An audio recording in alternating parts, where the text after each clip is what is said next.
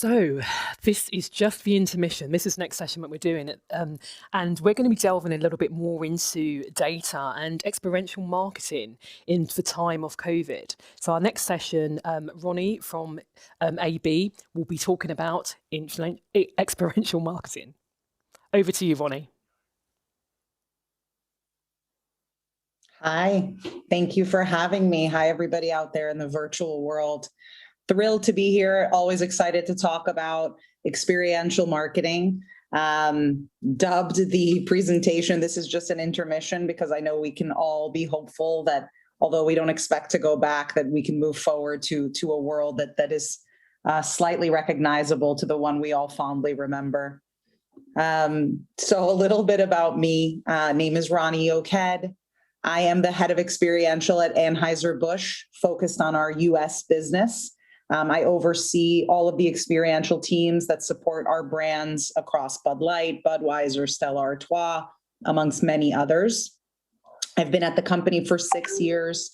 And prior to that, I was at Google working on wearable technology. Some of you may recall Google Glass. We had a good 2-year run.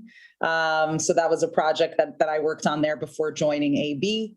Live in Brooklyn, have 2 beautiful kids. You can see one of them here, who's probably gone with me since she was born to every music festival that I could take her to. She's now 6 and has a little brother. Fun fact, I used to be a public school teacher in Brooklyn. So really ready for anything after an experience like that. And then favorite drinks in our portfolio, some Cucumber Crush. If you've never tried it, it's from 10 Barrel. It's our Pacific Northwest brewery, and Hoo Garden, which is just a fave of mine.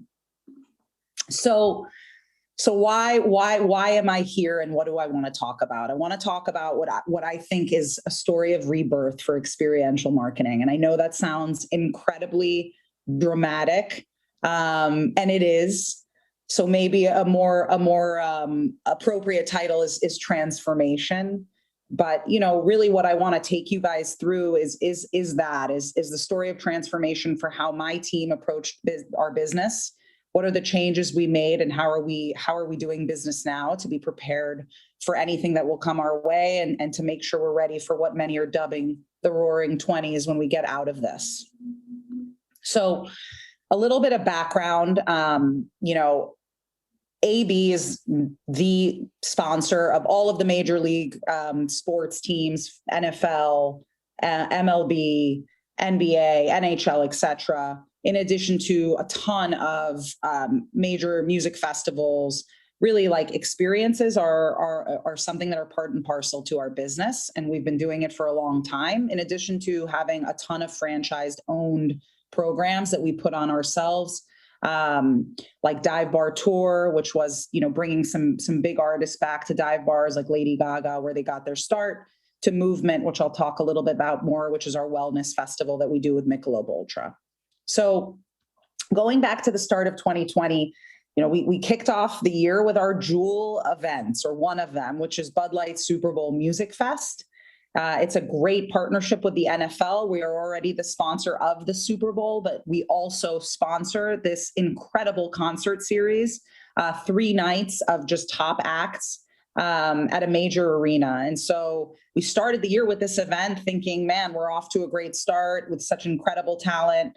And then, don't need to tell all of you here because we've all experienced it, but event by event, the year was canceled. Obviously, this pandemic has literally impacted every being on this planet, which is quite incredible if you think about it. And we know that the event industry is one of the industries that's been disproportionately impacted by the pandemic. And all of the work that we were accustomed to doing, to producing events and experiences in real life, we were no longer able to do it. And what did that do to our business? We lost our ability to connect, right?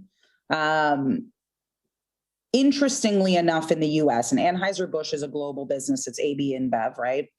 But in the US, 70% of our business is in the off-premise, which is, for those of you that don't know, our grocery stores, packaged liquor stores, etc.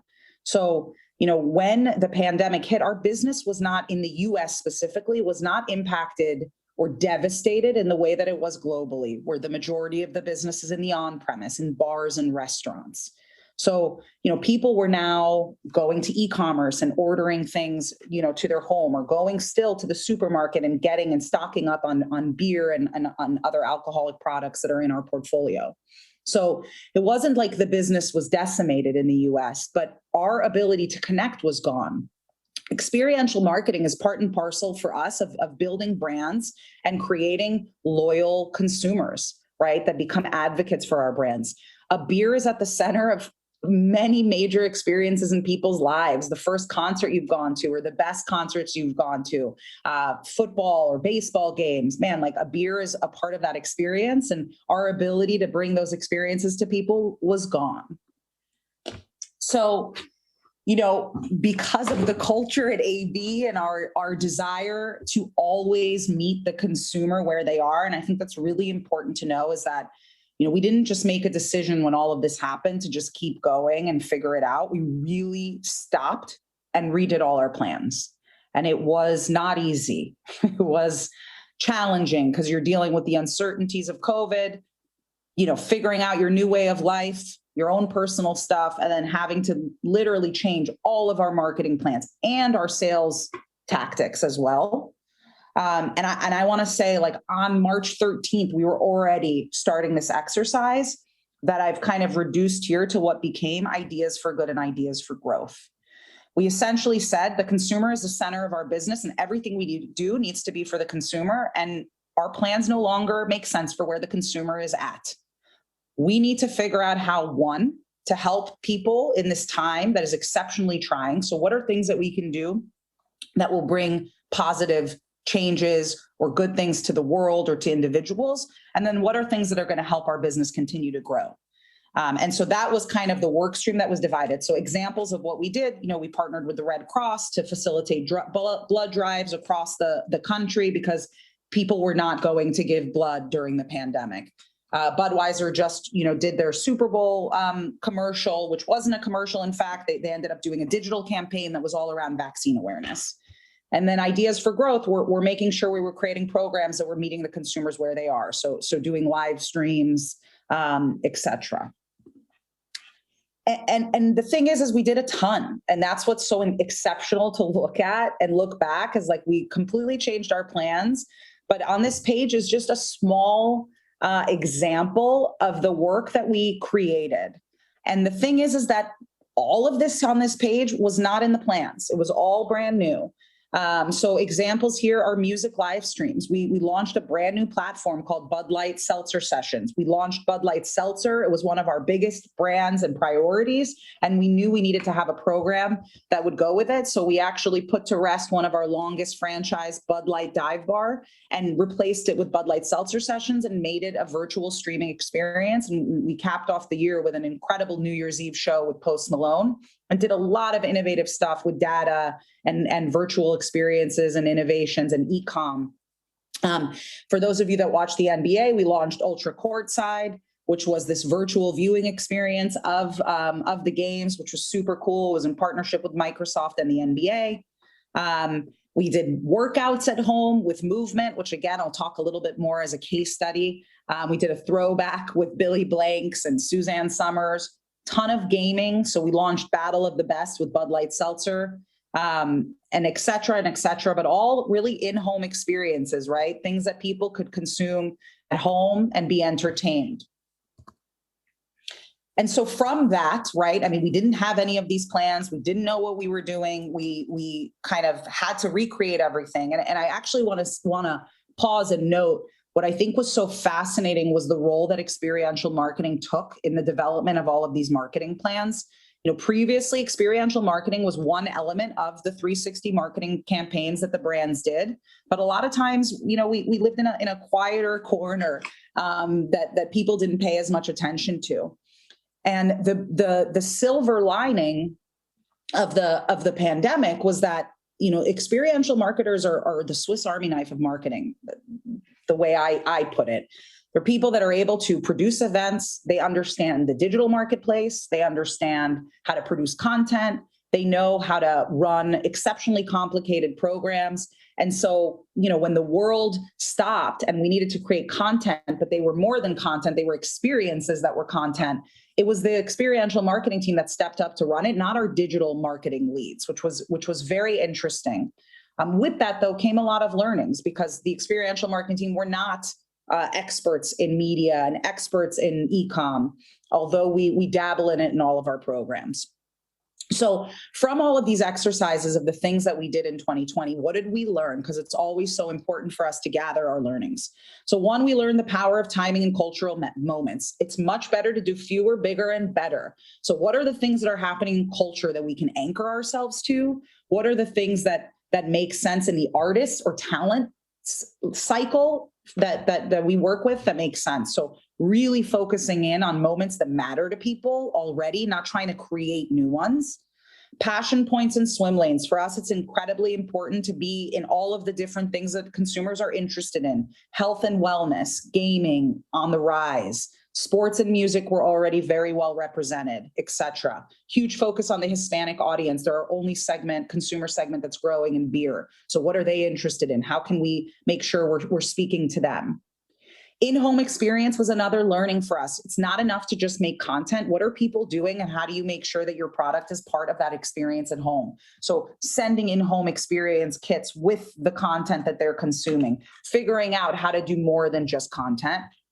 Owned versus rented. So in this instance, in the pandemic, all of our rented or sponsored events were canceled. So for us, it was like we had to do everything on our own, and it helped us understand when to go at it alone. That we were positioned to be able to do a lot of these things on our own, and a lot of our partners, unfortunately, because of the pandemic, just weren't able to, whether it was furloughs or lack of cash flow, etc. Monetization and strategic partnerships. This is not new. I've been pushing for this for years, but we have the ability as AB to also have people pay us. And we're doing it in some of our properties where people sponsor. And then redefining what success looks like, that it's not about quantity, it was about quality. So changing our metrics that we looked at as success for live streams, about how long are people watching our content versus how many. And then, of course, we started adapting a net performer score as well. And then lastly, understanding COVID geography. People have left major cities in the US. And so kind of leaving behind that New York state of mind, and really understanding people migrating to smaller cities, towns, resort towns. And what does that mean for the programs that we're running and the conversations that we're having with our consumers? And so from those learnings, we developed a new model for experience marketing. And I say experience marketing because that's part of the transition from experiential to experience. And the idea here is that in 2019, we were very focused, and before that, on what we do out of the home, right? All of the experiences were focused there. We dabbled in some live streaming here and there where it made sense, but we really weren't creating any content or in-home experiences. 2020 was full on in-home experiences. We really weren't doing anything out in the world except a few small regional local events where we could, but we were being very, very conservative about throwing any events that could put anybody in harm's way or in danger. And today, so this is the big, new thing, and this is not new. People have been talking about this. It's the idea of hybrid, right? Is the idea of not now that we move out of the pandemic, hopefully in the next year, that we no longer have to just put ourselves in a box of we either focus on out of home or we're focused on in home. The goal is that anything we do, we reassess and we say, okay, can we increase the ROI by throwing this event and having 5,000 people there, but also creating content that lives as video on demand and can generate incremental impressions, incremental engagement? Can we do a ticketed live stream experience for this big event we may do down the road? So it's really kind of taking ourselves out of these two boxes that we had before and opening our mindset up to really think through everything we do from a hybrid model. And that really leads us to this unbelievable opportunity and this kind of silver lining of all of this, which is that my team went from having this exceptionally powerful tool belt to what I now say is this closet filled with tools at their disposal to reach consumers wherever they are because we know consumers pre-pandemic were already consuming content at home, working out at home, watching, gaming, all of these things, while also being prepared to meet this, hopefully, what is this incredible moment where everybody's out in the world and we get to be together again, and really figuring out how to do that well. And I wanted to take you guys through kind of how we're thinking about 2021. So we're thinking about 2021 in 3 stages, and I'll build the slide. So we are in stage 1, which is resilience, but we're still at home. So we still need to meet consumers at home. We should not be out in the world yet, even if we have a few states and governors that have decided to open up and remove mask mandates. Yes, we are following local laws and ordinances, but we also want to make sure that we understand where we are and the CDC recommendations. And so stage 2 is what we hope will start, in the spring and summer, which is the beginning of the end. We think with the warmer weather, we'll start to see our on-premise accounts open up, bars open up, and maybe we'll start to be able to do some smaller regional events. We know our partners like Live Nation are very excited to open up amphitheaters and have concerts, and they may look different than they used to, but we want to get back to some business. And then stage 3 is what we are dubbing euphoria or relief, which is when we can really come back to being together. And of course, we are hopeful for that to be in Q4 of 2021. But, as we've seen, nothing is predictable. So we will continue to change our plans if we need to. I wanted to show a quick case study of a program that I'm exceptionally proud of because I built it 4 years ago or 3 years ago now, and is now in its 4th year. And it is a program that really has shifted and evolved and is now able to be a hybrid event, meeting the moment across pre-pandemic, during pandemic, and now prepared for the year ahead. And I think it's a great case study of how we can shift our plans in experiential marketing. That's Movement Live by Michelob Ultra, which is our wellness platform for Michelob Ultra. For those of you that don't know, Michelob Ultra is a low-cal, low-carb beer. It is meant for people who care about health and wellness. In the wake of COVID-19, every gym across the country shut their doors and were faced with the prospect of never reopening. This left people without a place to work out or connect with their fitness community. Before quarantine, local gyms showed up for our guests at the sold-out Movement by Michelob Ultra Fitness Festival. Committed to bringing joy into wellness, it was now time for Michelob Ultra and our audience to show up for them and keep their businesses open. Welcome to Movement by Michelob Ultra Live. Each week throughout quarantine, we went live, getting people off their couch and getting our gym partners the support they needed. Throughout the live stream, guests donated to that week's studio with our virtual tip jar. Each dollar matched by Michelob Ultra and partner Optimum Nutrition. We featured 22 gyms and studios, raising over $187,000, and some friends joined us along the way. We even traveled back to the 90s one week, featuring retro fitness icons. Each workout ended with a cheers, giving people time to connect and enjoy a Michelob Ultra. Millions of people took notice and joined our virtual movement as the program expanded to regions across the U.S. and across the border to Canada and Mexico, surpassing our reach goals with over 28.8 million views and exceeding Nike's viewership. With the help of viewers and the fitness community, we were able to touch the lives of gym owners. I have not seen one more company or program trying to help small business quite that way and ask for nothing back. Reach out and help this small mom and pop shop. I think one day that company is going to reach out and help me when they don't even know me. It happened literally at the exact moment that it needed to. It is a testament to the type of people that you guys are. Thank you so much. So we'll move really quickly into essentially how we look at the future. We've created an always-on digital content hub that will always have workout content, something we've always wanted to do, and now we've created in COVID time. We have our mobile assets and regional toolkits, which allow us to create outdoor workouts regionally and locally as things start to open up city by city. As we know, it's going to be lights, popping up on the map, not all at once. We're ready with our out-of-home events when we can safely do so. And then we're looking forward to the return of indoor events when we can as well.